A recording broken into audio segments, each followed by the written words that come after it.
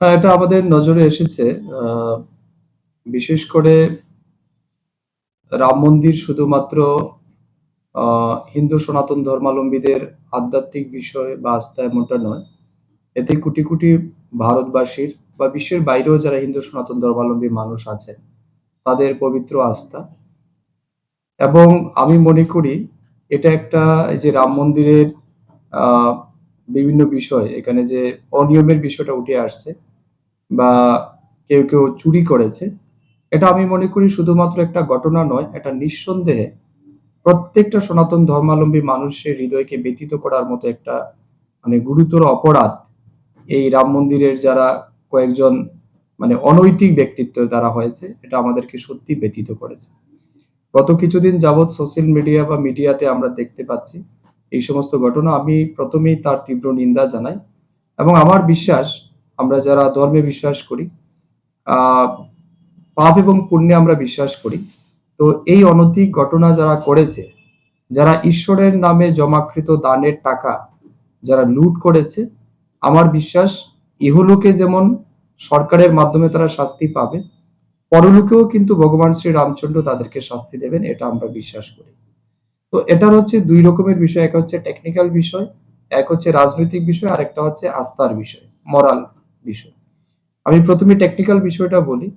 যে কোনো ঘটনা যখন ঘটে, তখন প্রশাসন বা সরকার তার সত্যতা যাচাই করে, তার লিগ্যাল বিষয়গুলি দেখে তারপরেই কারোর উপর দোষী সাব্যস্ত করা হয়। তার জন্যে বর্তমানে আ যোগী সরকারের নেতৃত্বে একটা এসআইটি গঠন করা হয়েছে এবং এসআইটিতে নির্দিষ্ট কিছু লোকের নাম শনাক্ত করা হয়েছে। কয়েকজনকে ইতিমধ্যে অ্যারেস্টও করা হয়েছে এবং দে আর আন্ডার ইনভেস্টিগেশন। এসআইটি সমস্ত রকমের ইনভেস্টিগেশন করছে এবং সেখানে যে বা যাহারা সেই টাকা নয়চয় করেছে তাদের মধ্যে বিশেষ ব্যক্তিত্ব যারা জড়িত তাদেরকেও গ্রেপ্তার করা হয়েছে। আমার বিশ্বাস আহ, উত্তরপ্রদেশে আইনের শাসন রয়েছে। যোগী আদিত্যনাথের সরকারের আমলে কেউ অন্যায় কাজ করে রেহাই পায়নি। যারা এই রাম মন্দিরের অর্থ তছরূপ করেছে আমার বিশ্বাস তারাও রেহাই পাবে না। দ্বিতীয় হচ্ছে রাজনৈতিক বিষয়।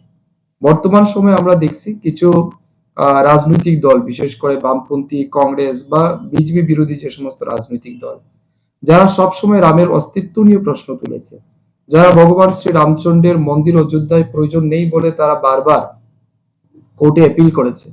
কংগ্রেস দলের বড় উকিল কপিল সিব্বাল সুপ্রিম কোর্টে হলফনামা দিয়ে বলেছে যে রাম মন্দিরের প্রয়োজনীয়তা নেই, রাম মন্দির প্রতিষ্ঠিত হওয়া উচিত না। পরবর্তী সময় যখন রায় বেরিয়ে আসছিল তখন তারা বলার চেষ্টা করেছেন যে এখন রায় দিলে হয়তো নির্বাচন প্রভাবিত হতে পারে, তাহলে রায় পিছিয়ে দিন। এবং সোনিয়া গান্ধী যারা বলেছে রাম কাল্পনিক, যে কংগ্রেস দল বারে বারে রামের মন্দির তৈরিতে যারা আগ্রহী ছিলেন, যারা তৈরি করার জন্য কাজ করেছেন, তাদের বিরুদ্ধে যারা কাজ করেছে, যে সমাজবাদী পার্টির প্রাক্তন মুখ্যমন্ত্রী মুলায়ম সিং যাদবের নেতৃত্বে প্রায় 2000 কার সেবককে গুলি করে মারা হয়েছে, আজকে তারা ভগবান শ্রী রামচন্দ্রের মন্দির নিয়ে আলোচনা করছে। এটা সত্যি মানে হাস্যকর বিষয়। যে কংগ্রেস পার্টি হিন্দু সনাতন বিরোধীর জন্য মানে পরিচিত, দেশ এবং রাষ্ট্রের কাছে মানে মানুষের কাছে তারা সুপরিচিত যে এরা হিন্দু সনাতন ধর্মাবলম্বী, রাম বিরোধী। দিগ্বিজয় সিং বলেছিলেন অযোধ্যায় তো দশরথের রাজমহলে অনেকগুলি কক্ষ ছিল, প্রমাণ দিন কোন কক্ষে রাম জন্মগ্রহণ করেছে।